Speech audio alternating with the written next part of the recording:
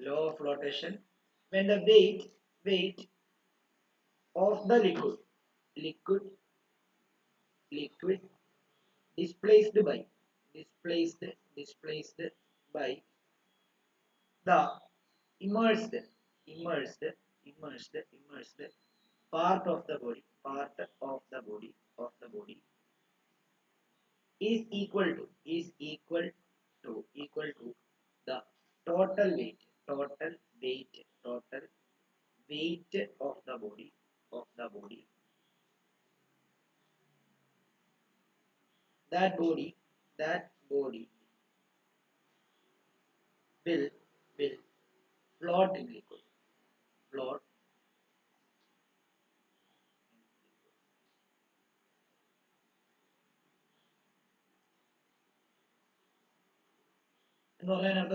When the weight of the liquid displaced by immersed part of the body is equal to total weight of the body, that body will float. എന്ന് പറഞ്ഞാൽ എന്താ, നമ്മള് ആ സാധനത്തിനും നമ്മൾ ഒരു object മുക്കുന്ന സമയത്ത് അതിന്റെ വെയിറ്റിനനുസരിച്ചുള്ള ഈക്വൽ ഇത് മുകളിലോട്ട് ഡിസ്പ്ലേസ് ചെയ്ത് കഴിഞ്ഞാൽ നമുക്ക് അതിന്റെ എന്താ അത് ഫ്ലോട്ട് ചെയ്യുമെന്ന് നമുക്ക് പറയാൻ പറ്റും. 3 കണ്ടീഷൻ ഉണ്ട് ഇതിന്. നോക്കി, ഞാനത് 3ഉം കാണിച്ചു തരാം. അതായത് ഒരു പാത്രത്തിനകത്ത് വെള്ളം എടുക്കുക, വെള്ളം എടുത്തിട്ട് ഒരു ഒബ്ജക്റ്റ് അതിനകത്ത് ഇടുക.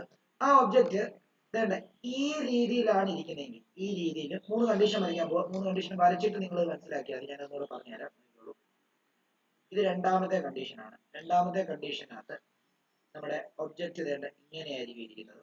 ഇനി മൂന്നാമത്തെ കണ്ടീഷനകത്ത്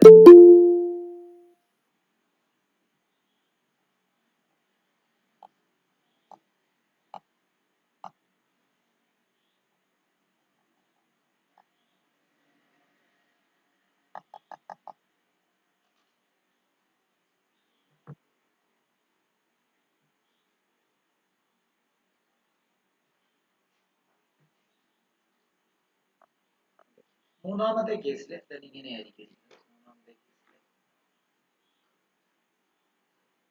ഇവിടെ നോക്കിയേ, ഇവിടെ എന്താ സംഭവിക്കുന്നത്?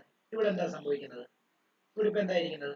ഇത് ഫ്ലോട്ട് ചെയ്യുന്നുണ്ട്, പക്ഷെ ഇതിന്റെ കംപ്ലീറ്റ് ആയിട്ടുള്ള ആൾ ഫുള്ള് ഇതിന്റെ സർഫസിന് താഴെയാണ്. ഇവിടെ എന്താ സംഭവിക്കുന്നത്? ഈ ബോഡിയുടെ പകുതി മുകളിലും പകുതി താഴെ, അപ്പോഴും ഫ്ലോട്ട് ചെയ്യുക. ഈ ബോഡി ഫ്ലോട്ട് ചെയ്യാതെ ഈ ബോഡി ഇങ്ങനെ മുങ്ങി താഴോട്ട് പോയി. ഓക്കെ ആണല്ലോ?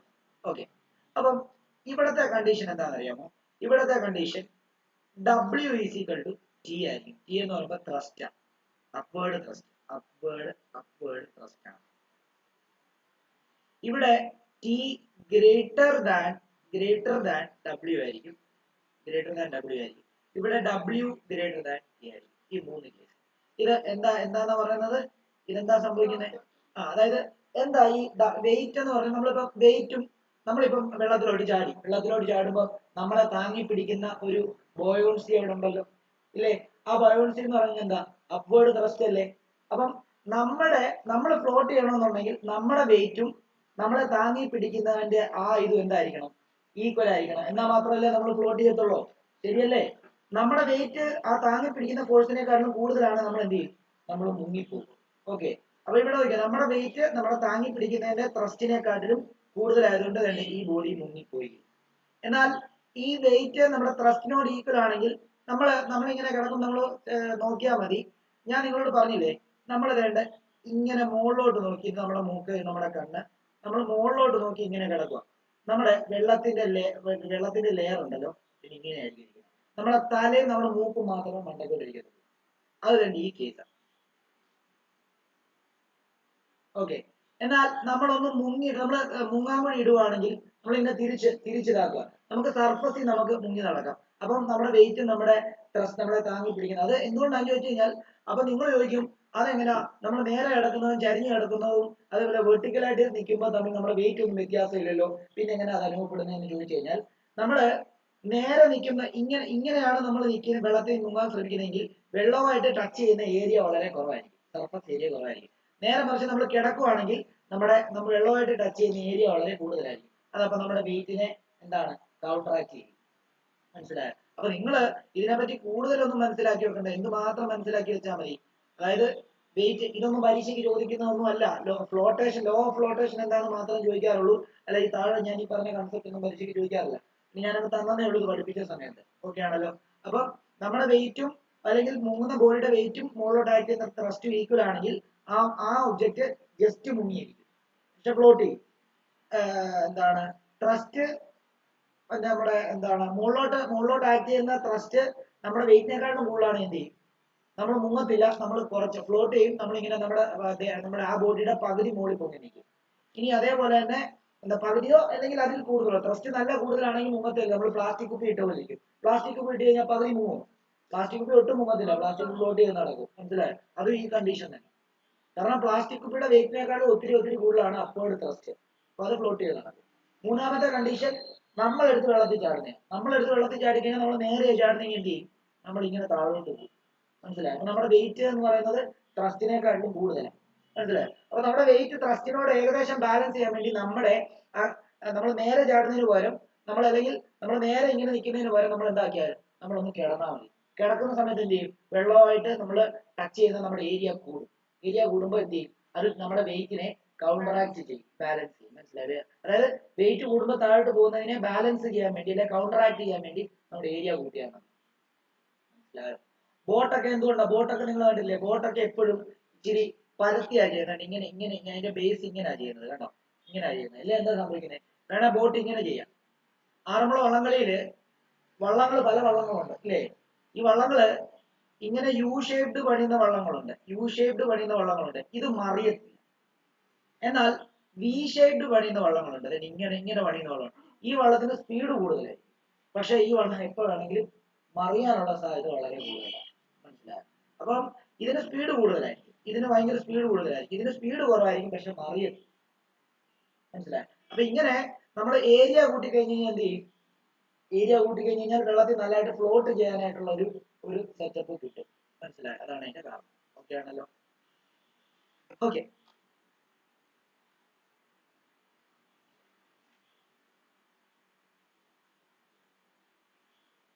അടുത്തത് ഫ്ലൂയിഡ് ഡൈനാമിക്സ്. ഇവിടെ മൂലമാണ് നമ്മൾ മോഷനിലേക്ക് കയറുവാണ്. ഫ്ലൂയിഡ് ഡൈനാമിക്സ് എന്ന് പറഞ്ഞാൽ എന്താ? ഫ്ലൂയിഡ് ഡൈനാമിക്സ് എന്ന് പറഞ്ഞാൽ എന്താ? ഡൈനാമിക്സ് എന്ന് പറഞ്ഞാൽ എന്താ? ഡൈനാമിക്സ് എന്ന് പറയുമ്പോൾ മോഷൻ. അപ്പൊ ഫ്ലൂയിഡിന്റെ മോഷനെ പറ്റിയുള്ള കാര്യം ഇതുവരെ നമ്മൾ പറഞ്ഞത് റെസ്റ്റിലുള്ള കാര്യങ്ങളെ പറ്റിയായിരുന്നു. ഇനി നമ്മൾ നമ്മൾ മോഷനിലുള്ള കാര്യത്തെ പറ്റി പറയാനായിട്ട് പോവാണ്. അപ്പം വെള്ളം സ്റ്റാറ്റിക്സ്, അതായത് സ്റ്റാറ്റിക് ആയിട്ടിരിക്കുക, മറ്റേ ഡൈനാമിക്, സ്റ്റാറ്റിക്കും ഡൈനാമിക്. ഓക്കെ ആണല്ലോ? ഇലക്ട്രോസ്റ്റാറ്റിക്സ് എന്ന് കേട്ടിട്ടുണ്ടോ? Study of charge at rest. Electro dynamics study of charges in motion.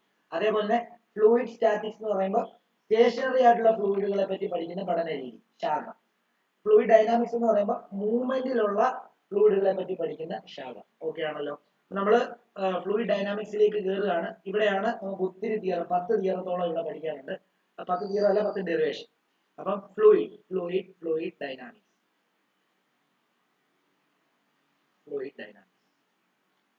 Fluid dynamics ഒരു ഡോട്ട് എഴുതുന്നത് study of fluid in motion. ഒന്നാമത്തെ point study of fluid in motion. അതിനെ കൃത്യമായിട്ട് പറയുകയാണെങ്കിൽ ഹൈഡ്രോ ഡൈനാമിക്സ് എന്നാണ് പറയുന്നത്. ഹൈഡ്രോ ഡൈനാമിക്സ് ഒരു ബ്രാക്കറ്റ് ഇട്ടാൽ. അതേപോലെ തന്നെ ഈ ഫ്ലൂയിഡ് ഫ്ലോ രണ്ട് രീതിയിലാവാം, അത് നമ്മളൊന്ന് എഴുതണം. Fluid flow can be streamline or steady flow. Streamline or steady flow. രണ്ടാമത്തേത് turbulent flow.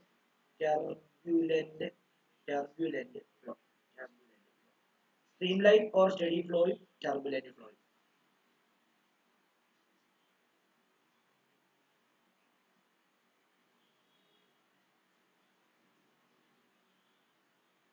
സ്ട്രീംലൈൻ ഫ്ലോ എന്ന് പറഞ്ഞാൽ എന്താണ്? സ്ട്രീംലൈൻ ഫ്ലോ എന്ന് പറയുമ്പോൾ നിങ്ങൾ ഈ ഒളിമ്പിക്സിലൊക്കെ ഈ സ്വിമ്മേഴ്സ് സ്വിമ്മിംഗ് ട്രെയിൻ ചെയ്യുന്ന ഒരു സെറ്റപ്പ് ഉണ്ട്. എന്താ അറിയോ? ഒഴുക്കുള്ള സ്വിമ്മിംഗ് പൂളില് വെള്ളത്തിന് ഒഴുക്കുണ്ടാക്കും. വെള്ളത്തിൽ ഒഴുക്കുണ്ടാക്കിയിട്ട് അതിനകത്ത് നീന്തും. ഞാൻ അങ്ങനെ നീന്തും, ഓപ്പോസിറ്റ് സൈഡിലോട്ട് നീന്തി നമ്മുടെ ആ ഒരു എഫിഷ്യൻസി കൂടാൻ വേണ്ടി. ഇപ്പം വെള്ളം തന്നെ ഇങ്ങോട്ടേക്ക് സ്വിമ്മിംഗ് പൂളിൽ ഒഴുക്കും. അപ്പൊ ഇവിടെ ഒരു ഹോൾ ഉണ്ട്, ഈ ഹോളിൽ കൂടെ പോയിട്ട് വീണ്ടും ഇത് ഇങ്ങനെ തിരിഞ്ഞു വന്നോണ്ടേയിരിക്കും. ഇവിടെ നമ്മുടെ സ്വിമ്മർ എന്ത് ചെയ്യും? സ്വിമ്മർ ഇങ്ങനെ നീന്തും. ഇത് സ്ട്രീം ലൈൻ ഫ്ലോ എക്സാമ്പിൾ സ്റ്റഡിയാ. കാരണം എന്താണെന്ന് അറിയാമോ? ഇത് ഒരേപോലെ അപ്ലോ ചെയ്യുന്നത്. എന്നാൽ നിങ്ങൾ ആറ്റില് നല്ല മഴ, വെള്ളപ്പൊക്കമൊക്കെ വരുന്ന സമയത്ത് നിങ്ങൾ ആ കൊഴഞ്ഞേരി പാലത്തിലെ ഏതെങ്കിലും ഒരു പാലത്തിന്റെ മണ്ടയ്ക്കോട്ട് പോയി നിന്ന് ആറ്റിലോട്ടൊന്ന് നോക്കാമോ? ആറ്റിലോട്ട് നോക്കുമ്പോൾ ടർബുലന്റ് ഫ്ലോ. നിങ്ങൾ മോളിൽ നോക്കുമ്പോൾ കാണത്തില്ല. നിങ്ങൾ ആ വെള്ളത്തിലോട്ട് വീണ് കഴിഞ്ഞാൽ ഉണ്ടല്ലോ, വെള്ളത്തിലോട്ട് ഇപ്പൊ ഇതാണ് ആറിന്റെ ഒരു വീതി എന്ന് വിചാരിച്ചു. നിങ്ങൾ ഇവിടെ വീണു, നിങ്ങൾ വീണു. ഇവിടെ ഒരു പാലമായിരുന്നു, പാലത്തിൽ നിന്ന് എടുത്ത് ചാടി. അപ്പൊ എന്ത് സംഭവിക്കുന്നറിയോ? ഞാൻ എനിക്ക് നീന്തറിയാം. ഞാൻ ഇങ്ങോട്ടേക്കോ നീന്താൻ ശ്രമിക്കുവാണെങ്കിൽ ഞാൻ അങ്ങോട്ടേക്കോ ഇങ്ങോട്ടോ ഒന്നും പോകാൻ പോകുന്നില്ല. എന്നെ ഇങ്ങനെ കറക്കി ഇങ്ങനെ കറക്കി ഫ്ലോ ഒക്കെ ഇങ്ങനെയൊക്കെ ആയിരിക്കും. അതായത് ഇങ്ങനെ. ഇതാണ് ടർബുലന്റ് ഫ്ലോ. അപ്പൊ ഞാൻ ഇങ്ങോട്ടേക്ക് നീന്താൻ ശ്രമിച്ച എന്ത് ചെയ്യും? എന്നെ ഇവന്റെ കറണ്ട് എങ്ങോട്ടാണ് പോകുന്നത്? അതായത് ശരിക്കും പറഞ്ഞു കഴിഞ്ഞാൽ ഞാനിപ്പം ക്ലിയർ ആയിട്ട് പറയാം, ടർബുലന്റ് ഫ്ലോ. ഞാൻ ഇവിടെ വീണെങ്കിൽ നോക്കിയോ, ഞാൻ ഇങ്ങോട്ടേക്ക് നീന്താൻ ശ്രമിച്ചു കഴിഞ്ഞാൽ ഉടനെ ചില കറണ്ട് ഈ പോയിന്റിൽ ഇങ്ങോട്ടേക്കായിരിക്കും കറണ്ട് വരുന്നത്. അപ്പൊ ഞാൻ ഇങ്ങോട്ടേക്ക് പോകും. ഈ പോയിന്റ് വരുമ്പോൾ ഇങ്ങോട്ടേക്കായിരിക്കും കറണ്ട് വരുന്നത്. ഞാൻ അപ്പൊ അങ്ങോട്ടേക്ക് പോകും. ഈ പോയിന്റിൽ വീണ്ടും വേണ്ട ഇങ്ങോട്ടേക്ക് കറണ്ട് വരും. അപ്പൊ ഇങ്ങോട്ടേക്ക് പോകും. ചില പോയിന്റിൽ അവിടെ തന്നെ ഇട്ട് കറക്കും. കണ്ടോ, ഇങ്ങനെ കറക്കും, ചുഴിയായിരിക്കും. അപ്പൊ നമ്മൾ ഇങ്ങനെ വന്ന് ഇങ്ങനെ ഇതിനകത്ത് പെട്ട് കഴിഞ്ഞാൽ പിന്നെ എന്ത് ചെയ്യും? നമ്മളിവിടെ പെട്ടുപോയി. മനസ്സിലായോ? അപ്പൊ നമുക്ക് നമുക്ക് എൻഡ്യൂറൻസ് കിട്ടത്തില്ല. അപ്പൊ എന്ത് ചെയ്യും? നമ്മുടെ കൈയൊക്കെ കഴിക്കും. അപ്പൊ നമുക്ക് നീന്താൻ പറ്റാതെ വരും. അപ്പൊ മുങ്ങിപ്പോവും. അപ്പൊ പിന്നെ എവിടെയും പോയി റെസ്റ്റ് എടുക്കേണ്ടി വരും. ഇതാണ് കാരണം. ഇത് ടർബുലന്റ് ഫ്ലോ എന്ന് പറയുമ്പോൾ ഇവിടെ ഫ്ലോ ആണെങ്കിൽ എന്താണ്, ഒരു സ്റ്റഡി ഫ്ലോ അല്ല. എങ്ങോട്ടാണ് ഫ്ലോ എന്ന് അറിയത്തില്ല. അതായത് സാധാരണ ഗതിയിൽ എന്താണ്, വെള്ളം മുങ്ങിക്കിടക്കുന്ന ആറ്റിലെ അവസ്ഥ ടർബുലന്റ് ഫ്ലോ ആണ്. എന്നാൽ നോർമലി ഞാനിപ്പോ ഈ പറഞ്ഞ പോലെ തന്നെ എന്താണ്, കൺട്രോൾഡ് ആയിട്ടുള്ള ഫ്ലോ, അതായത് വേറൊരു ഉദാഹരണമാണ്. വെള്ളച്ചാട്ടത്തിന്റെ ഏറ്റവും മുകളിൽ നിങ്ങൾ ശ്രദ്ധിച്ചു കഴിഞ്ഞാൽ നിങ്ങൾ നല്ല ഒരു സ്റ്റഡി ഫ്ലോ ആയിരിക്കും നിങ്ങൾക്ക് കാണാൻ പറ്റുന്നത്. ഇപ്പം ഇതൊരു പാറക്കെട്ടാണ്, അല്ലെങ്കിൽ പോട്ടെ ഡാമിൽ വെള്ളം തുറക്കുമ്പോൾ നിങ്ങൾ കണ്ടിട്ടുണ്ടോ? വര പോലെ വരുന്നത്. ശരിയാണോ? അത് ശരിക്കും സ്ട്രീം ലൈൻ. എന്നാൽ നിങ്ങൾ ഏറ്റവും അതിന്റെ താഴെ വരുമ്പോഴോ, ഡാം ഒഴുകി താഴെ വരുമ്പോഴത്തേക്കും ഇങ്ങനെ ഏതെങ്കിലും ഡയറക്ഷൻ പോയിട്ട് ഇങ്ങനെയൊക്കെ തീർച്ചയൊക്കെ അങ്ങ് പോവാ. മനസ്സിലായോ? അപ്പൊ മോളിൽ സ്ട്രീം ലൈൻ ആയിരിക്കും, പക്ഷെ താഴെ വരുമ്പോഴത്തേക്കും എന്തായിട്ട് മാറും? അത് ടർബുലന്റ് ആയിട്ട് മാറും. അതാണ് ഡാമിന്റെ അവസ്ഥ. ഇത് തന്നെ വെള്ളച്ചാട്ടത്തിന്റെ അവസ്ഥ. കൊഴിഞ്ഞേരി പാലത്തിന്റെ താഴെ നോക്കി കഴിഞ്ഞാൽ വെള്ളപ്പൊക്ക സമയമാണെങ്കിൽ അത് ടർബുലന്റ് ഫ്ലോ ആയിരിക്കും. വെള്ളപ്പൊക്കം ഇല്ലാതെ വെള്ളം കുറഞ്ഞ സമയത്താണെങ്കിൽ അത് ഓൾമോസ്റ്റ് സ്ട്രീം ലൈൻ ഫ്ലോ ആയിരിക്കും. സ്ട്രീം ലൈൻ ഫ്ലോ എന്ന് പറഞ്ഞാൽ എന്താ? നേരെ അവിടെ വലിയ പ്രശ്നങ്ങളൊന്നുമില്ല. മറ്റേ പല ഡയറക്ഷനിലല്ല വാട്ടർ കറണ്ട്സ് ഉണ്ടാകുന്നത്. അതിന്റെ കൃത്യമായിട്ട് പറയുകയാണെങ്കിൽ ഓരോ പോയിന്റിലെ വെലോസിറ്റി ഈക്വൽ ആയിരിക്കുന്നതാണ്. അതായത് ഇപ്പൊ ഇങ്ങനെ ഒഴുകുമല്ലേ, ഇങ്ങനെ ഒരു സ്ട്രീം ഒഴുകുവാണെങ്കിൽ ഇവിടെ ഈ പോയിന്റിലുള്ള വെലോസിറ്റി തന്നെയായിരിക്കും ഈ പോയിന്റ്, ഈ പോയിന്റിലുള്ള വെലോസിറ്റി തന്നെയായിരിക്കും ഈ പോയിന്റ്, ഈ പോയിന്റിലുള്ള വെലോസിറ്റി തന്നെയായിരിക്കും ഈ പോയിന്റ്. അതാണ് സ്ട്രീം ലൈൻ ഫ്ലോയുടെ എക്സാമ്പിൾ. നമുക്ക് നീന്താൻ പറ്റും കൃത്യമായിട്ട്. മനസ്സിലായോ? ഒരേ വെലോസിറ്റി നമുക്ക് ജഡ്ജ് ചെയ്യാൻ പറ്റും കൃത്യമായിട്ട്. എന്നാൽ ടർബുലന്റ് നിർമ്മിക്കും ഇവിടൊക്കെ. ഇപ്പൊ ഈ വെള്ളച്ചാട്ടം നമ്മൾ ഡാം തുറന്നു വിടുമ്പോൾ അതിന്റെ ഒരു 10 മീറ്റർ വരെ അല്ലെങ്കിൽ ഒരു 20 മീറ്റർ വരെ, ഇപ്പൊ ഒരു 30 മീറ്റർ ഹൈറ്റ് ഉള്ള ഡാം ആണെന്ന് വിചാരിക്കുക. അപ്പം 30 മീറ്ററിൽ ഒരു 20 മീറ്റർ ഹൈറ്റ് വരെ സ്ട്രീം ലൈൻ ആയിരിക്കും. 20 കഴിഞ്ഞിട്ട് വെള്ളം സ്പ്രെഡ് ചെയ്യാൻ തുടങ്ങും. ഇങ്ങനെ സ്പ്രെഡ് ചെയ്ത് പോകാൻ തുടങ്ങും. അവിടെ മുതൽ അത് എന്തായിട്ട് മാറി? സ്ട്രീം ലൈൻ ആയി. ഇവിടം തൊട്ട് ഇവിടം വരെ ഓരോ പോയിന്റിലും ഉള്ള വെലോസിറ്റി സെയിം ആയിരിക്കും. ഓക്കെ. എന്നാൽ ഇവിടെ വരുമ്പോഴത്തേക്കും ഓരോ പോയിന്റിന്റെ വെലോസിറ്റി എന്തായിരിക്കും? ഡിഫറെന്റ് ആണ്. അതാണ് എന്താണ് തിയറിറ്റിക്കലി അതാണ് അതിന്റെ ഡെഫിനിഷൻ. നിങ്ങൾ മനസ്സിലാക്കണമെങ്കിൽ എന്ത് ഓർത്താൽ മതി? സ്ട്രീം ലൈൻ ഫ്ലോ എന്ന് പറഞ്ഞാൽ എന്താ? സ്ട്രീം ലൈൻ ഫ്ലോ എന്ന് പറയുമ്പോൾ നമ്മൾ എന്താണ് നോർമൽ ഒരു എന്താണ് ഇപ്പം ചൂടുള്ള സമയത്ത് നിങ്ങൾ റിവറിൽ പോയി നോക്കുകയാണെങ്കിൽ ആ വെള്ളം ഒഴുകുന്നത് സ്ട്രീം ലൈനിലായിരിക്കും. എന്നാൽ വെള്ളപ്പൊക്ക സമയത്ത് അതേ റിവറിൽ പോയി നിങ്ങൾ നോക്കിക്കഴിഞ്ഞാൽ നിങ്ങൾക്ക് മുകളിൽ നിന്ന് നോക്കുമ്പോൾ നിങ്ങൾക്ക് ഇത് കാണാൻ പറ്റും. പക്ഷെ മുകളിൽ നോക്കിയാലും നിങ്ങൾക്ക് കാണാൻ പറ്റത്തില്ലേ? പലയിടത്തും വല്ലാത്ത പോലെയൊക്കെയുള്ള ഒരു അവസ്ഥയിലായിരിക്കും ഇതിങ്ങനെ ഒഴുകി പോകുന്നത്. അപ്പൊ അതിന്റെ താഴെ അടിയൊഴുക്ക് വളരെ കൂടുതലായിരിക്കും. വെള്ളപ്പൊക്ക സമയത്ത് അടിയൊഴുക്ക് ഭയങ്കര കൂടുതലായിരിക്കും. നമ്മൾ വെള്ളത്തിൽ പെട്ട് കഴിഞ്ഞാൽ നമ്മൾ ഇച്ചിരി താഴോട്ട് പോയി കഴിഞ്ഞാൽ പിന്നെ നമുക്ക് എന്ത് ചെയ്യാൻ പറ്റില്ല, നമുക്ക് നമ്മുടെ ഡയറക്ഷൻ കൺട്രോൾ ചെയ്യാൻ പറ്റില്ല. അപ്പൊ ഈ മുങ്ങൽ വിദഗ്ധരൊക്കെ എന്ത് ചെയ്യുന്നറിയോ? സർഫസിൽ നിൽക്കാനായിട്ട് ശ്രമിക്കും, താഴെ പോകത്തില്ല. സർഫസിലെ വെള്ളം നമുക്ക് കൃത്യമായിട്ട് നമുക്ക് കാണാം, ഇനി ഇവിടെ ഇങ്ങനെ പോകുന്നു എന്നുള്ളത്. പക്ഷെ താഴെ പോയി കഴിഞ്ഞാൽ ഇവൻ എങ്ങോട്ടാണ് നമ്മളെ കൊണ്ടുപോകുന്നത് നമുക്ക് ഒന്നും ചെയ്യാൻ പറ്റില്ല. ഒരു ഈ പോയിന്റിൽ ഇങ്ങോട്ടേക്കാണ് ഡയറക്ഷൻ എങ്കിൽ നമ്മൾ കുറച്ചുകൂടെ ഫ്രണ്ടിലോട്ട് നമ്മൾ ശ്രമിക്കുന്നത് വേണ്ട ഇങ്ങോട്ട് പോയി കഴിഞ്ഞ് കഴിഞ്ഞാൽ, ഇങ്ങോട്ടേക്ക് നീന്തി കഴിഞ്ഞാൽ നമ്മളെ കരയെ കൊണ്ടുപോകുന്നു. ഇതാണ് കര, ഇതാണ് ഇപ്പുറത്തെ കര. അപ്പൊ ഈ പോയിന്റിൽ ഇങ്ങോട്ടേക്ക് കൊണ്ടുപോകും. പക്ഷെ ഇവിടെ വരുമ്പോഴത്തേക്കും ചിലപ്പോൾ ഇങ്ങോട്ടേക്കായിരിക്കും കൊണ്ടുപോകും. ഈ പോയിന്റിൽ ചിലപ്പോൾ ഇങ്ങോട്ടേക്കായിരിക്കും കൊണ്ടുപോകുന്നത്. ഈ പോയിന്റ് വരുമ്പോൾ ചിലപ്പോൾ ഇങ്ങനെ കൊണ്ടുപോകും. അപ്പൊ നമ്മളെ ഇട്ട് ഇങ്ങനെ കറക്കി അടിക്കുമ്പോൾ നമ്മുടെ എൻഡ്യൂറൻസ് നഷ്ടപ്പെട്ടിട്ട് അങ്ങനെയാണ് അറിയാവുന്നവർ വെള്ളത്തിൽ വീഴുമ്പോൾ അവരുടെ ജീവൻ അപകടം സംഭവിക്കുന്നത്. അങ്ങനെ മനസ്സിലായോ?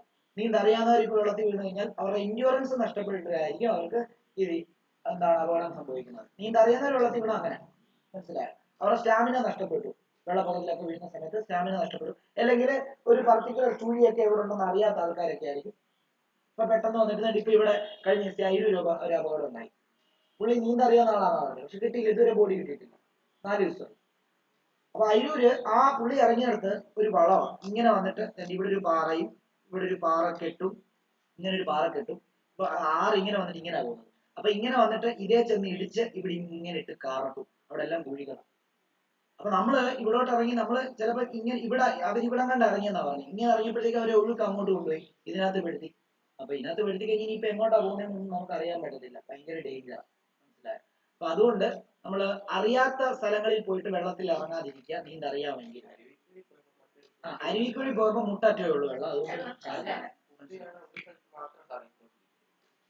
അത് മുകളിലാണോ താഴെ? താഴെ വെള്ളം നല്ലതായിട്ട് വീഴുന്നത്. അവിടെ വെള്ളമില്ലല്ലോ. അവിടെ അത് മുട്ടറ്റം വെള്ളമില്ല. എവിടെ എത്ര വെള്ളം വരും? എത്ര വെള്ളം വരും? എടാ നിനക്ക് അവിടെ നിൽക്കാൻ പറ്റത്തില്ലേ?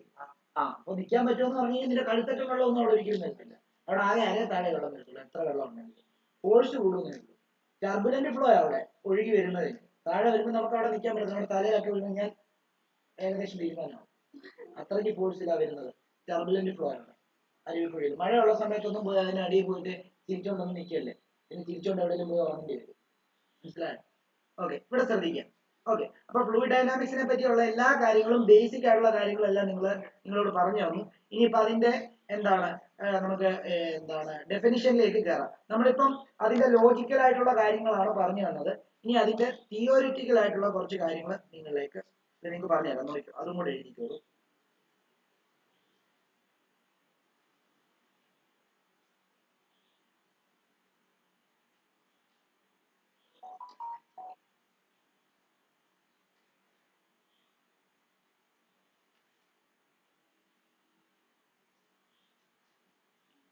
ഓക്കെ, അതിനകത്ത് അതവിടെ നിൽക്കട്ടെ. വിസ്കോസിറ്റി എന്നൊരു ഹെഡിങ് എഴുതിക്കോ. വിസ്കോസിറ്റി എന്നൊരു ഹെഡിങ്. ഫ്ലൂയിഡ് ഡൈനാമിക്സിനകത്ത് ടോപ്പിക് ആയതല്ല.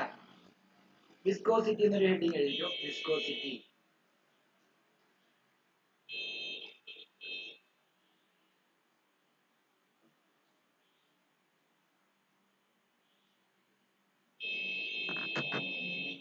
ബെസ്റ്റ് ആയിട്ടൊരു എക്സാമ്പിൾ പറഞ്ഞുതരാം. നിങ്ങൾ ഒരു ഗ്ലാസ് പ്ലേറ്റ് എടുക്കുക. ഈ ഗ്ലാസ് പ്ലേറ്റ് ചരിച്ചു പിടിക്കുക. ഇങ്ങനെ ചരിച്ചു പിടിച്ചിരിക്കുക. എന്നിട്ട് ഇതിൽ ഒരു തുള്ളി വെള്ളം ഒഴിക്കുക, ഒരു തുള്ളി ഓയിൽ ഒഴിക്കുക, ഒരു തുള്ളി, ആർക്കെങ്കിലും ഡൗട്ട് ഉണ്ടോ ചോദിക്കണേ? ആരോ?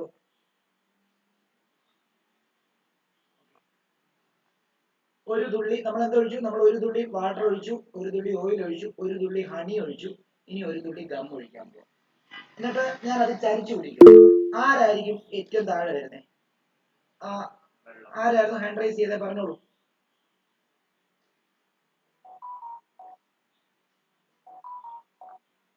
ഓക്കെ, ഇതിനകത്ത് ആരായിരിക്കും ഏറ്റവും താഴെ വരുന്നത്? വെള്ളം ഒഴുകി ഈ ഭാഗം വരെ വരും. ഓയിൽ എന്ത് ചെയ്യും? ഓയിൽ കുറച്ചുകൂടെ ഒഴുകി ഇവിടം വരെ വരും. ഹണി കുറച്ചുകൂടെ ഒഴുകത്തുള്ളൂ. ഗമ്മ് വളരെ കുറച്ച് ഒഴുകത്തുള്ളൂ. ഇതിനർത്ഥം എന്തോ? 4 ഫ്ലൂയിഡ് അല്ലേ? 4 മൂവ്മെന്റ് ഉള്ള ഫ്ലൂയിഡാണ്. ചരിച്ചപ്പോൾ ഒഴുകി വന്നു. ഇത് വ്യത്യാസം ഈ വിസ്കോസിറ്റിയാണ്. വിസ്കോസിറ്റി എന്ന് പറയുമ്പോഴത്തേക്കും കൊഴുപ്പ് എന്ന് വേണമെങ്കിൽ നമുക്ക് കൃത്യമായിട്ട് പറയാം. ഒരു കട്ടി, ഫ്ലൂയിഡിന്റെ കട്ടി. അപ്പം കട്ടിയുള്ള ഫ്ലൂയിഡ് ഒഴുകാൻ വളരെ പാടായിരിക്കും. അത് എന്തുകൊണ്ടാക്കി വെച്ചാൽ ഞാൻ നിങ്ങളോട് പറഞ്ഞായിരുന്നു, വാട്ടർ എല്ലാം ലെയർ ആയിട്ടായിരിക്കും. ഇപ്പൊ ഏതൊരു ഇതെടുത്താൽ നിങ്ങൾ സൂം ചെയ്ത് നോക്കുവാണെങ്കിൽ, സൂം ചെയ്യാൻ ഒരു വഴി ഉണ്ടെങ്കിൽ സൂം ചെയ്ത് നോക്കുവാണെങ്കിൽ എല്ലാം ലെയർ പോലെ ആയിരിക്കുന്നത്. ഇത് ഒഴുക്കാൻ ശ്രമിച്ചാൽ എന്ത് ചെയ്യുന്നത്? ഇതിപ്പോ ഒഴുക്കാൻ ശ്രമിക്കുകയാണെങ്കിൽ ഈ ലെയർ ആദ്യം ഒഴുകും, ഈ ലെയർ തന്നെ ഇവിടം വരെ വരത്തുള്ളൂ, ഈ ലെയർ ഇവിടം വരെ വരത്തുള്ളൂ, ഈ ലെയർ ഇവിടം വരെ വരത്തുള്ളൂ, ഈ ലെയർ ഇവിടം വരെ. ശരിയല്ലേ? അല്ലേ? അപ്പം അത് ഒരു ലെയറിന്റെ മോഷനെ തൊട്ടടുത്ത ലെയർ എന്ത് ചെയ്യും? ഫോളോ ചെയ്യുമല്ല, അവനെ ഒബ്ജക്റ്റ് ചെയ്യും. അതായത് ഇവൻ ഇങ്ങോട്ടേക്ക് ഫ്ലോ ആണ്, ഇവനെ ഫ്ലോ ചെയ്യാൻ സമ്മതിക്കത്തില്ല. ഇവൻ ഇവിടെ ഫ്ലോ ചെയ്യാൻ സമ്മതിക്കത്തില്ല, ഇവനെ ഫ്ലോ ചെയ്യാൻ സമ്മതിക്കത്തില്ല, ഇവനെ ഫ്ലോ ചെയ്യാൻ സമ്മതിക്കത്തില്ല. ഇതിനെയാണ് വിസ്കോസിറ്റി എന്ന് പറയുന്നത്. കട്ടി കൂടുതലാണെങ്കിൽ ഈ റിലേറ്റീവ് ആയിട്ടുള്ള ആ ഒബ്ജക്ഷൻ വളരെ കൂടുതലായിരിക്കും. അതുകൊണ്ടാണ് വാട്ടറിന്റെ ലെയറുകൾ തമ്മിലുള്ള ഇന്ററാക്ഷനെക്കാട്ടിലും വളരെ കൂടുതലാണ് ഓയിലിന്റെ ലെയറുകൾ തമ്മിലുള്ള ഇന്ററാക്ഷൻ. അതുകൊണ്ടാണ് ഓയിൽ അത്ര ഒഴുകാത്തത്. അതിനേക്കാളും ഇന്ററാക്ഷൻ കൂടുതലാണ് നമ്മുടെ ഹണി, അതിനേക്കാളും ഇന്ററാക്ഷൻ കൂടുതലാണ് ഗമ്മ. അതായത് വാട്ടറിന്റെ ലെയറുകൾ തമ്മിലുള്ള റിലേറ്റീവ് മോഷൻ അല്ലെങ്കിൽ വാട്ടറിന്റെ രണ്ട് ലെയർ തമ്മിൽ മൂവ് ചെയ്യാൻ സമ്മതിക്കാത്ത അവസ്ഥയെയാണ് നമ്മൾ എന്താന്ന് പറയുന്നത്, അതിന്റെ വിസ്കോസിറ്റി എന്ന് പറയുന്നത്. ലോജിക്കലി പറയുകയാണെങ്കിൽ വിസ്കോസിറ്റി എന്ന് പറഞ്ഞാൽ ഒരു കൊഴു ഒരു ഫ്ലൂയിഡിന്റെ കൊഴുപ്പ് അല്ലെങ്കിൽ ലിക്വിഡ് അല്ലെങ്കിൽ ഒരു കട്ടി എന്നൊക്കെയുള്ള ഒരു അർത്ഥമാണ് വരുന്നത് ലോജിക്കലി തിങ്ക് ചെയ്യുകയാണെങ്കിൽ. പക്ഷെ അതിന്റെ തിയറിറ്റിക്കൽ മീനിങ് എന്ന് പറഞ്ഞു കഴിഞ്ഞാൽ എല്ലാ ഫ്ലൂയിഡുകളും ലെയർ ആയിട്ട് അടുക്കി വെച്ച പോലത്തെ അവസ്ഥയാണ്. ഇപ്പൊ നിങ്ങളൊരു പ്രതലം, ഈ പ്രതലത്തിൽ നിങ്ങൾ ഒരു ഓയിൽ ഇട്ട്, ഈ ഓയിൽ ഇട്ടെങ്കിൽ ഈ ഓയിൽ എപ്പോഴും ലെയർ പോലെ ആയിരിക്കും.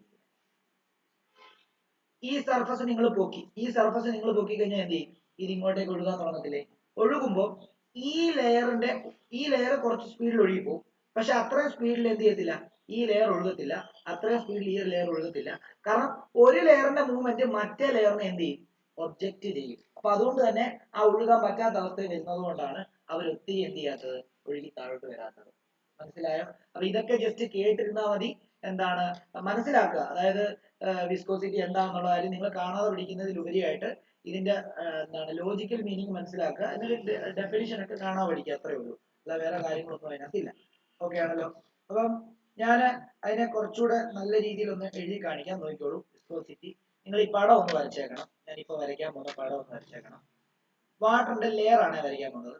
ഒന്നാമത്തെ ലെയർ ഞാൻ തന്നെ ഇങ്ങനെ വരയ്ക്കാൻ പോവാ. രണ്ടാമത്തെ ലെയർ തന്നെ ഞാൻ ഇങ്ങനെ വരയ്ക്കാൻ പോവാ. മൂന്നാമത്തെ ലെയർ ഞാൻ തന്നെ ഇങ്ങനെ വരയ്ക്കാൻ പോവാ. നാലാമത്തെ ലെയർ ഞാൻ ഇങ്ങനെ വരയ്ക്കാൻ പോവാ. അഞ്ചാമത്തെ ലെയർ ഞാൻ ഇങ്ങനെ വരയ്ക്കാൻ പോവാ. ആറാമത്തെ ലെയർ ഞാൻ. സ്റ്റേഷനറി ആയിട്ടിരിക്കുമ്പോൾ ഈ ലെയർ എല്ലാം എന്താ, അടുക്കി വെച്ച പോലെ ആയിരിക്കുന്നത്. ഒഴുകാൻ തുടങ്ങുമ്പോഴുള്ള അവസ്ഥയായി പറഞ്ഞിരിക്കുന്നത്.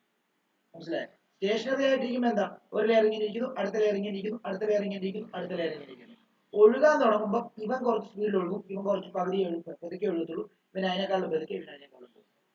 ഓക്കെ ആണല്ലോ? അതാണ് മനസ്സിലാക്കേണ്ടത്. വിസ്കോസിറ്റിയുടെ കാര്യമാണ് പറഞ്ഞുകൊണ്ടിരിക്കുന്നത്.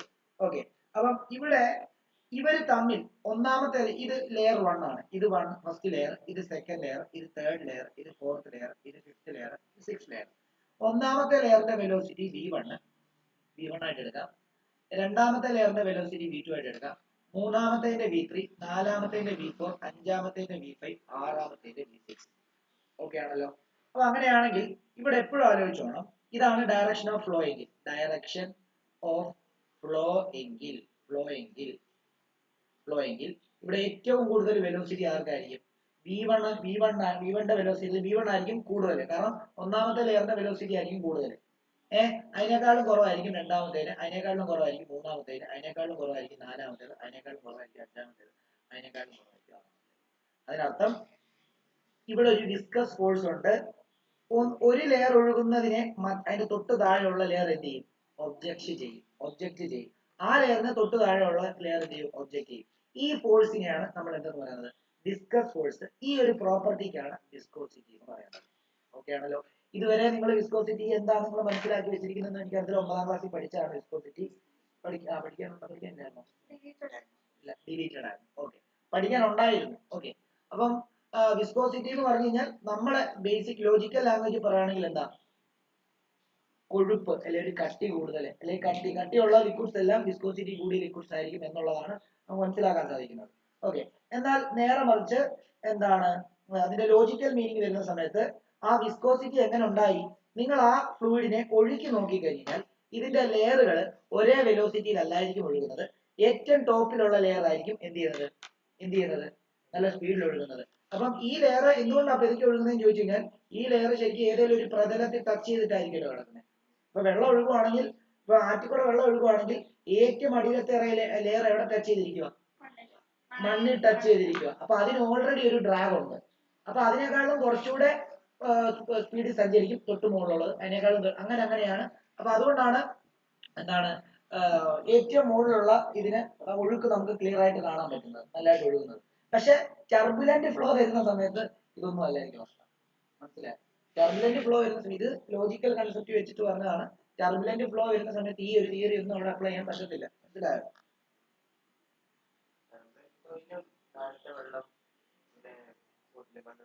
ടർബുലന്റ് ഫ്ലോയുടെ സമയത്ത് നമുക്ക് മുകളിലത്തെ ലെയറിനാണോ താഴത്തെ ലെയറിനാണോ ഏതിനാണോ വെലോസിറ്റി കൂടുതലൊന്നും നമുക്ക് പേടിക്കാൻ പറ്റില്ല. അടിയൊഴുക്ക് എന്ന് പറയുന്ന സാധനമുണ്ട്. നമ്മുടെ അടിയിലായിരിക്കും അതിന്റെ ഒഴുക്ക്, മുകളിൽ ഒഴുക്ക് കുറവായിരിക്കും. മനസ്സിലായി? അങ്ങനെയൊക്കെയുള്ള അവസ്ഥകൾ വരാം. എവിടാണ് ഒഴുക്ക് കൂടുതലൊന്നും നമുക്ക് അറിയത്തില്ല. അതല്ലേ ഇത്ര നേരം പറഞ്ഞോണ്ടിരുന്നത്. ടർബുലന്റ് ഫ്ലോയുടെ കേസിൽ ഈ ലിക്വിഡ് ഫ്ലോ ഒന്നും നമുക്കൊന്നും പറയാം. നമ്മളിത് ലാമിനാർ ഫ്ലോയുടെ കാര്യമാണ് പറയുന്നത്. Laminar flow means study flow കാര്യമാണ് നമ്മൾ പറയുന്നത്. ഓക്കെ ആണല്ലോ. ഇനി അടുത്ത നോക്കിയോ, വെലോസിറ്റി ഗ്രേഡിയന്റ് എന്ന ഒരു ഹെഡിങ് എഴുതിക്കോളൂ. Velocity gradient. ഇതൊക്കെ ജസ്റ്റ് ഇക്വേഷൻ മാത്രം പഠിച്ചാൽ മതി. Velocity gradient.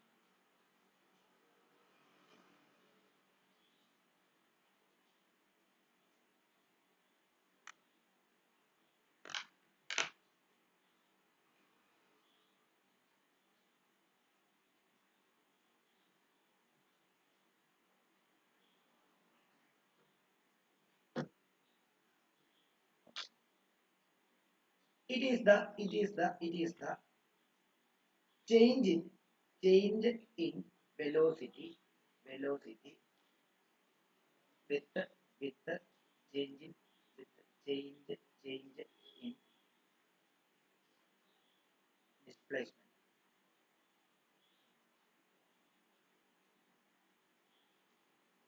വീണ്ടും ആ പടം ഒന്നുകൂടെ വരയ്ക്കാൻ പോവുകയാണ്. ഇത് ഫസ്റ്റ് ലെയർ, സെക്കൻഡ് ലെയർ, ഞാനൊരു 3 തേർഡ് ലെയർ, ഫോർത്ത് ലെയർ മതി. ഇത്രയും ലെയർ മതി.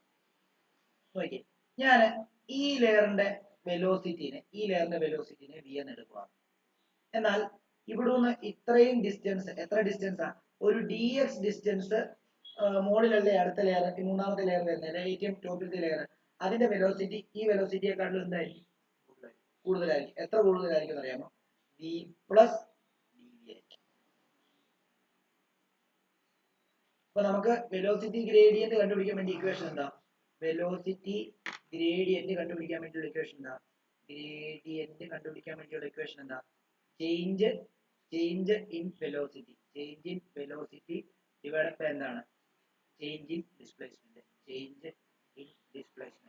ഓക്കെ, ചേഞ്ച് ഇൻ വെലോസിറ്റി എന്താ ഇവിടെ? കൂടിയ വെലോസിറ്റി ഏതാ? വി പ്ലസ് ഡി വി അല്ലേ. മൈനസ് കുറഞ്ഞ വെലോസിറ്റി എന്താ? വി അല്ലേ. ഡിവൈഡ് ബൈ എന്താ? താഴെ ഡിസ്പ്ലേസ്മെന്റ് ഡി എക്സ് ആ. ഈ വിയും വിയും കട്ട് ചെയ്ത് പോകുമ്പോൾ നമുക്ക് വെലോസിറ്റി ഗ്രേഡിയന്റ് എന്ന് പറയുമ്പോൾ d v divide by d x. Velocity gradient ഒരു പ്രാവശ്യം ചോദിച്ചിട്ടുണ്ട്, അതുകൊണ്ട് തന്നതാണ്.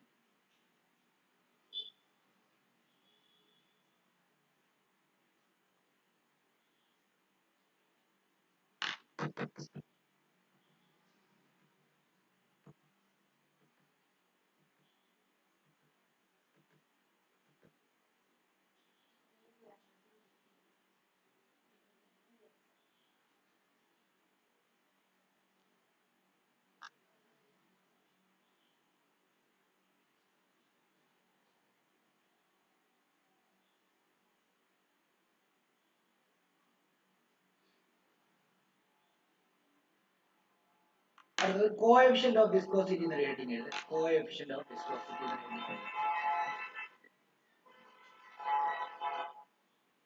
നിങ്ങളെ ഈ ചാപ്റ്റർ പഠിക്കാനും മനസ്സിലാക്കാനും ഒക്കെ നല്ല പാടുള്ള ചാപ്റ്റർ ആണ്.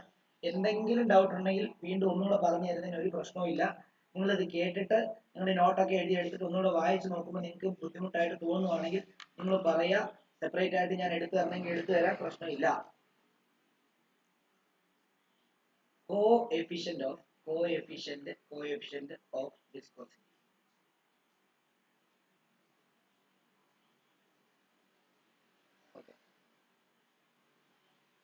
എപ്പോഴും ആലോചിച്ചോണം, നമ്മളിപ്പം ഈ വിസ്കസ് ഫോഴ്സ് അല്ലെ, ശരിക്കും പറഞ്ഞു കഴിഞ്ഞാൽ രണ്ട് ലെയറുകളുടെ ഇടയിൽ ഉണ്ടാകുന്ന ഫോഴ്സ് എന്താ? വിസ്കസ് ഫോഴ്സാ. കാരണം വിസ്കസ് ഫോഴ്സ് ഉള്ളതുകൊണ്ടാണ്, തമ്മിൽ തന്നെ ഉള്ളതുകൊണ്ടാണ് ഇവർ എന്ത് ചെയ്യുന്നത്? ഡ്രാഗ് ചെയ്യുന്നത്. ശരിയല്ലേ? ഒരു ലെയർ മറ്റേ ലെയറിനെ ഡ്രാഗ് ചെയ്യുന്നത് അതുകൊണ്ടാണ് അല്ലേ? അങ്ങനെയാണെങ്കിൽ ഈ വിസ്കസ് ഫോഴ്സ് എന്തിനെയൊക്കെ ഡിപ്പെൻഡ് ചെയ്യുന്നുള്ളതാണ് പറയാൻ പോകുന്നത്. ഓക്കെ ആണല്ലോ? അപ്പം ആദ്യം എഴുതാം, F directly proportional to, F എന്ന് പറയുമ്പോൾ വിസ്കസ് ഫോഴ്സ് ആണ്. വിസ്കസ് ഫോഴ്സിനെയാണ് നമ്മൾ എഫ് എന്ന് പറയുന്നത്. F directly proportional to A ആണ്. അതേപോലെ തന്നെ F directly proportional to velocity gradient ആണ്, dv by dx ആണ്. അതായത് വെലോസിറ്റി ഗ്രേഡിയന്റ് കൂടുന്നതിനനുസരിച്ച് വിസ്കസ് ഫോഴ്സ് കൂടും, ഏരിയ കൂടിയാലും വിസ്കസ് ഫോഴ്സ് കൂടും. ശരിയല്ലേ? അതായത് ഇപ്പം ഈ ഒരു സർഫസിന്റെ മണ്ടയിൽ കൂടെ വെള്ളം ഒഴുകുന്നതും ആ സർഫസ് ആ വെള്ളത്തിന്റെ ഫസ്റ്റ് ലെയറിൽ കൊടുക്കുന്ന വിസ്കസ് ഫോഴ്സും ഈ ഒരു സർഫസിന്റെ മണ്ടയിൽ കൂടെ വെള്ളം ഒഴുകുന്നതും ആ സർഫസ് ആ വെള്ളത്തിന്റെ ഫസ്റ്റ് ലെയറിന് മണ്ടയിൽ കൊടുക്കുന്ന വിസ്കസ് ഫോഴ്സ് ഏതായിരിക്കും കൂടുതൽ? ഏരിയ കൂടുമ്പോൾ ഇത് കൊടുക്കുന്ന വിസ്കസ് ഫോഴ്സ് ആയിരിക്കും കൂടുതൽ. കാരണം കൂടുതൽ ഏരിയ ഉണ്ട്, അപ്പോൾ വിസ്കോസിറ്റി കൂടും.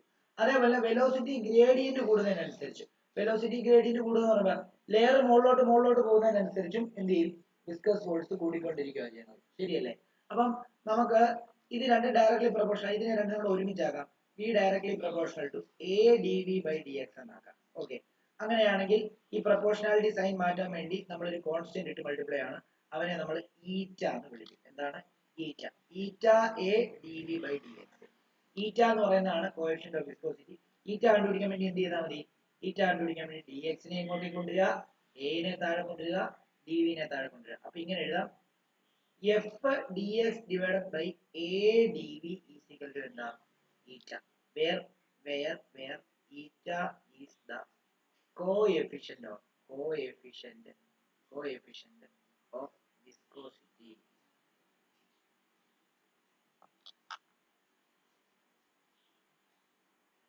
അതിന്റെ യൂണിറ്റ് കൂടെ കാണാൻ പഠിച്ചു വെച്ചേക്കണം. കാരണം യൂണിറ്റ് കാണാൻ പഠിക്കേണ്ട.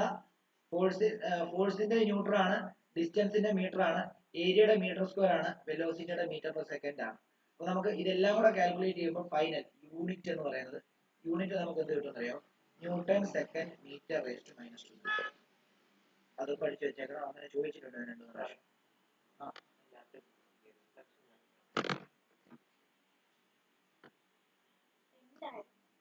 ന്യൂട്ടൺ.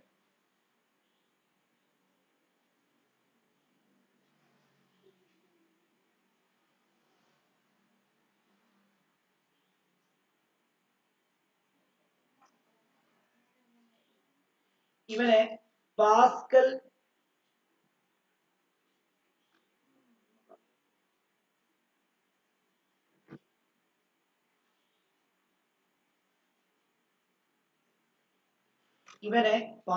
സെക്കൻഡ് എന്ന് പറയും.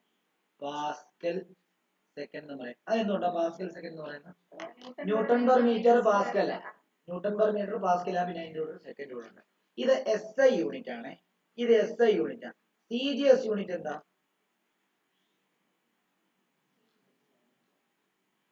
അല്ലെ, ഇതിന് ഒരു കാര്യമുണ്ട്. SI യൂണിറ്റ് എന്ന് പറയുന്നത് ഇതല്ല. നമുക്ക് SI യൂണിറ്റ് എന്ന് പറയുന്നത് പോയിസെല്ലി എന്നാണ് പറയുന്നത്.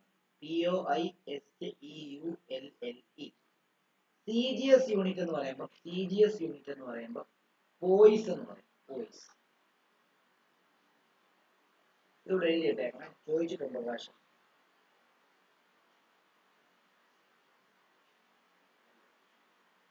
അതേപോലെ തന്നെ 1 പോയിസെല്ലി എന്ന് പറയുന്നത് ഈക്വൽ ടു 10 പോയിസ് ആണ് കൂടെ എഴുതിയിട്ടുണ്ട്. ഇനി ഇതിന്റെ ഡയമെൻഷൻ, ഈറ്റയുടെ ഡയമെൻഷൻ കൂടെ എഴുതിയിട്ടോ, ML⁻⁻1 T⁻⁻2.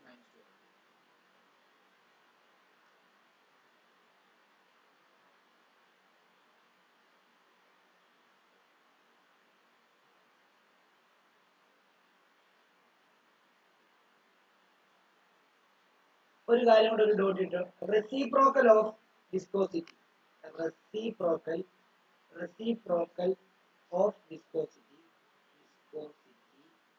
is called as fluidity. Viscosity എന്ന് പറയുമ്പോൾ മോഷനെ തടയുന്ന ഒരു കൺസെപ്റ്റ് ആണെങ്കിൽ, ഫ്ലൂയിഡിറ്റി എന്ന് പറയുമ്പോൾ ആ മോഷനെ സപ്പോർട്ട് ചെയ്യുന്ന ഒരു കൺസെപ്റ്റ്.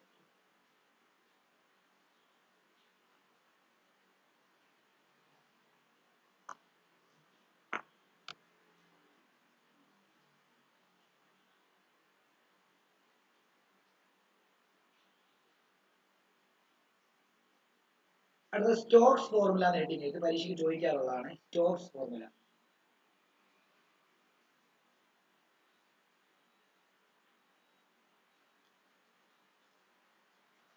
ഫോർമുല മാത്രം പഠിച്ചാൽ മതി, വേറെ ഒന്നും പഠിക്കണ്ട.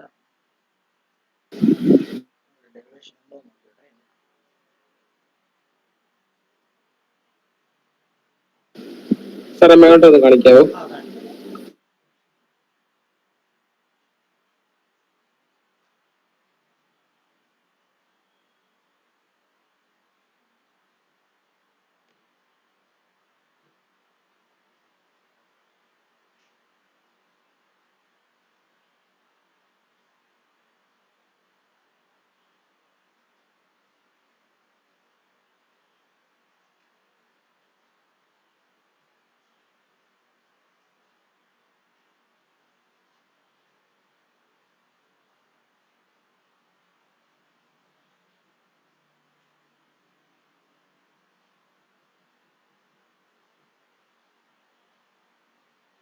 ഇതാ എഴുതി കഴിഞ്ഞ പറഞ്ഞ ചെറുതാക്കാം കുറച്ചുകൂടെ.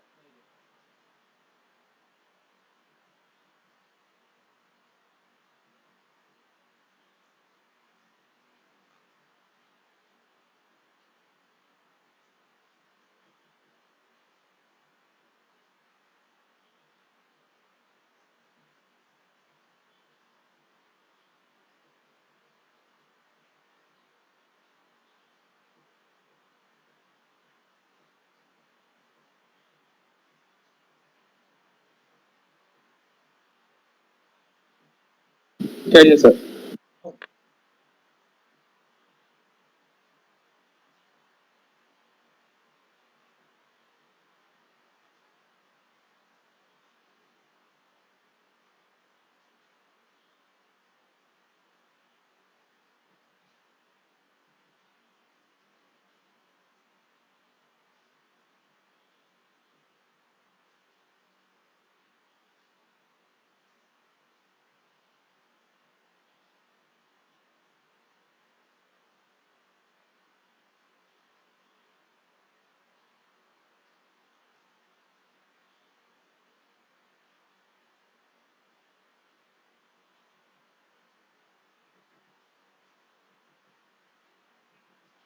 എല്ലാവരോടും ചോദിക്കുക, സ്റ്റോക്സ് ഫോർമുല ഡെറിവേഷൻ പഠിപ്പിച്ച ആർക്കെങ്കിലും സ്റ്റോക്ക് ഫോർമുല ഡെറിവേഷൻ പഠിപ്പിച്ചായിരുന്നു സ്കൂളിൽ? ഭർത്താവക്കാരോടാ ചോദിക്കുന്നത്. Stock formula derivation പഠിപ്പിച്ചിരുന്നോ? 6π ഈറ്റ ആർവി എന്ന ഇക്വേഷൻ അതെങ്ങനെയാ വരുന്നത് എന്നുള്ള ഡെറിവേഷൻ പഠിപ്പിച്ചിരുന്നോ എന്നുള്ള കാര്യം പറയാം.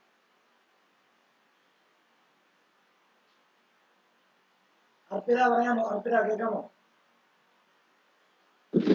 കേൾക്കാം സാർ. സ്റ്റോക്സ് ഫോർമുല പഠിപ്പിച്ചോ സ്കൂളിൽ?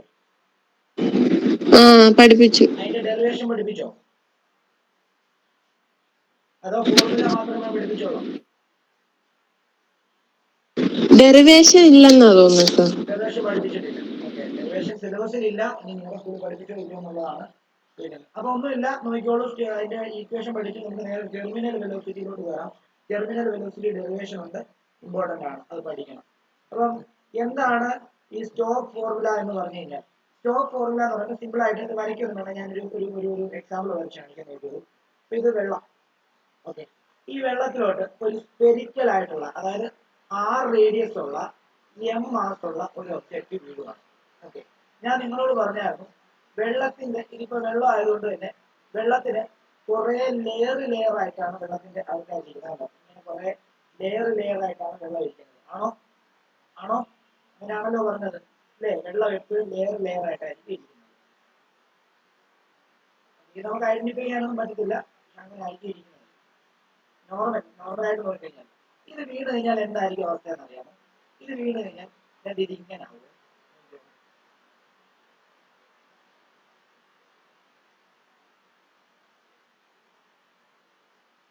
ഇതിങ്ങനെ വീഴുന്നതിനനുസരിച്ച്, ഇതിപ്പോ ഇതിനകത്തോട്ട് തന്നെ ഇങ്ങനെ വീഴുന്നതിനനുസരിച്ച്, ഇത് ഞാൻ ഇത് നമുക്ക് ഇതിനകത്തോട്ട് ഇടാൻ നോക്കിയുള്ളൂ. ഇതിപ്പോ ഇതിനകത്തോട്ട് വീണു, ഇതിനകത്തോട്ട് ഇറങ്ങി ഇങ്ങോട്ട് വീഴുവാണ്. വീഴുന്നതിനനുസരിച്ച് ഇതിന്റെ ലെയറുകൾ കണ്ട് ഇങ്ങനെ അലൈനാവും. ഇങ്ങനെ വന്നിട്ട് നോക്കിയുള്ളൂ, ഇങ്ങനെ വന്നിട്ട് ഇങ്ങനെ വലിയും. കണ്ടോ?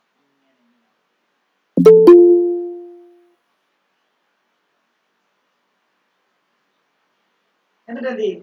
ഇതിങ്ങനെ പൊട്ടി ഇങ്ങോട്ട് താഴെ വരുമ്പോ പിന്നെ അവരെന്ത് ചെയ്യും? അവർ വീണ്ടും പഴയ പോലെ ആവും. അപ്പൊ എന്ത് ചെയ്യും?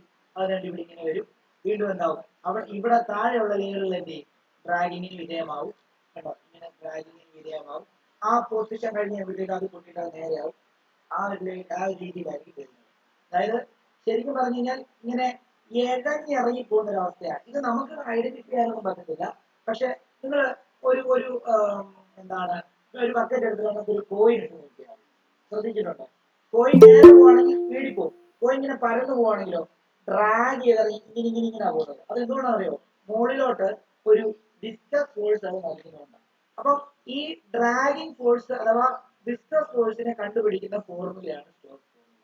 അതായത് ശരിക്കും പറഞ്ഞു കഴിഞ്ഞാൽ ഒരു ഒബ്ജക്റ്റ് വെള്ളത്തിലോട്ട് വീഴുന്ന സമയത്ത് ആ വെള്ളത്തിന്റെ ലെയറുകൾ ഡ്രാഗ് ചെയ്തിട്ടാണ് എന്ത് ചെയ്യുന്നത്, ആ ഒബ്ജക്റ്റ് താഴെ ഇറങ്ങി പോകുന്നത്. ഓക്കെ ആണല്ലോ? അങ്ങനെയാണ് ഡ്രാഗിങ് നടക്കുന്ന സമയത്ത് എന്ത് ചെയ്യും, അത് നല്ല സ്പീഡിൽ ഇറങ്ങി പോകും കട്ട് ചെയ്തിട്ട്? ഇല്ല. നമ്മളിപ്പം സിമ്പിൾ ആയിട്ട് പറയുകയാണെങ്കിൽ ഒരു ഒരു ഇങ്ങനെ കുറെ കയറ് കെട്ടി ഇങ്ങനെ കുറെ കയറ് നമ്മൾ ഇതേ കെട്ടി വെച്ചിരിക്കുക. ഈ കയറിന് മണ്ടക്കോട്ട് ഞാൻ ഇങ്ങനെ ഇരുന്ന് കഴിഞ്ഞാൽ ഇതെന്ത് ചെയ്യും, ഇതിങ്ങനെ ആവും. അടുത്ത ലെയർ തന്നെ ഇങ്ങനെ ആവും, അടുത്ത ലെയർ ഇങ്ങനെ ആവും, അടുത്ത ലെയർ ഇങ്ങനെ ആവും. നമ്മുടെ വെയിറ്റിനെക്കാളും കൂടുതൽ വന്നു കഴിഞ്ഞാൽ ഇത് പൊട്ടിയിട്ടാണ് നമ്മൾ താഴോട്ട് വീഴുന്നത്. ശരിയല്ലേ? ആണോ? അപ്പൊ ഡ്രാഗ് ചെയ്യാൻ ഇതേപോലെ തന്നെ വെള്ളത്തിന്റെ ലെയറിലും ഉണ്ടാവും. ആ ഡ്രാഗ് ചെയ്യാൻ കാരണം അവിടുത്തെ വിസ്കസ് ഫോഴ്സ് ആണ്. ആ വിസ്കസ് ഫോഴ്സ് കണ്ടുപിടിക്കുന്ന ഫോർമുലയാണ് എന്ത്, സ്റ്റോക്സ് ഫോർമുല എന്ന് പറയുന്നത്. ആ വിസ്കസ് ഫോർമുല ഒരു കൺസെപ്റ്റ് വെച്ചിട്ട് അവിടെ കുറെ ഫാക്ടേഴ്സിനെ ആ വിസ്കസ് ഫോഴ്സ് ഡിപ്പെൻഡ് ചെയ്യും. അതിലൊന്ന് എന്ന് പറയുന്നത് ആ വീഴുന്ന സ്പെരിക്കൽ കണ്ടക്ടറിന്റെ റേഡിയസ് ആണ്. 2 അതിന്റെ മാസ്, 3 അതിന്റെ വെലോസിറ്റി, അങ്ങനെയുള്ള കുറെ ഫാക്ടറിനെ ഡിപ്പെൻഡ് ചെയ്തിട്ടാണ് ഈ ഇക്വേഷൻ ഡിസൈൻ ചെയ്തിരിക്കുന്നത്. അപ്പൊ നിങ്ങൾ ഇത്ര എഴുതിയാൽ മതി, viscous force Fp is equal to 6 pi eta r. ഇതാണ് സ്റ്റോക്സ് ഫോർമുല. സ്റ്റോക്സ് ഫോർമുല കണ്ടുപിടിക്കുന്നത് എന്താ? ഒരു സ്പെരിക്കൽ ഒബ്ജക്റ്റ് വെള്ളത്തിൽ വീഴുന്ന സമയത്ത് ആ സ്പെരിക്കൽ ഒബ്ജക്റ്റിൽ ആക്ട് ചെയ്യുന്ന വിസ്കസ് ഫോഴ്സിന്റെ ഇക്വേഷൻ ആണ് സ്റ്റോക്സ് ഫോർമുലയെ കൊണ്ട് നമുക്ക് ഡിഫൈൻ ചെയ്യാൻ പറ്റുന്നത്. ഓക്കെ ആണോ? തെറ്റാണോ? ക്ലിയർ ആണല്ലോ? എപ്പോഴും ഈ ഒബ്ജക്റ്റിൽ ആക്ട് ചെയ്യുന്ന വിസ്കസ് ഫോഴ്സ് എപ്പോഴും എഫ് ബി എപ്പോഴും എങ്ങോട്ടേക്കായിരിക്കും? മുകളിലോട്ട്. ഇതിന്റെ വെയിറ്റ് എപ്പോഴും എങ്ങോട്ടേക്കായിരിക്കും? എം ജി താഴോട്ടേക്കായിരിക്കും. ഓക്കെ ആണോ? തെറ്റാണോ?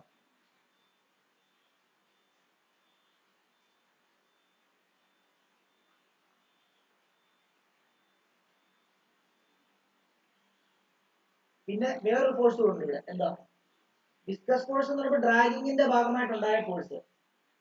എം ജി എന്ന് പറയുമ്പോൾ അതിന്റെ വെയിറ്റ്. വേറൊരു ഫോഴ്സ് ഉണ്ട്. എന്താ അറിയോ?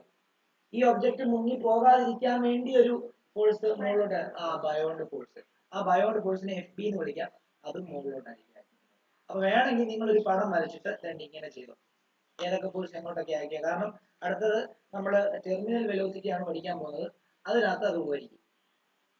അപ്പം എഫ് ഇ എന്ന് പറയുന്നത് വിസ്കസ് ഫോഴ്സ് ആണ്. എഫ് ബി എന്ന് പറയുന്നത് ബോയന്റ് ഫോഴ്സ് ആണ്.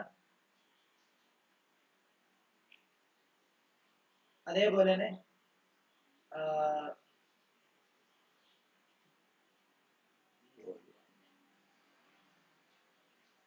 വെയിറ്റ് ഡബ്ല്യു എന്ന് പറയുന്നത് m g, weight m g ആണ്.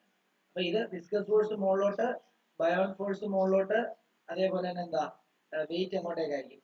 വെയിറ്റ് താഴോട്ടാണ്. അത് വേണമെങ്കിൽ ഈ പടം റഫായിട്ട് വരച്ചിട്ട് എഴുതി വെച്ചേക്കാം.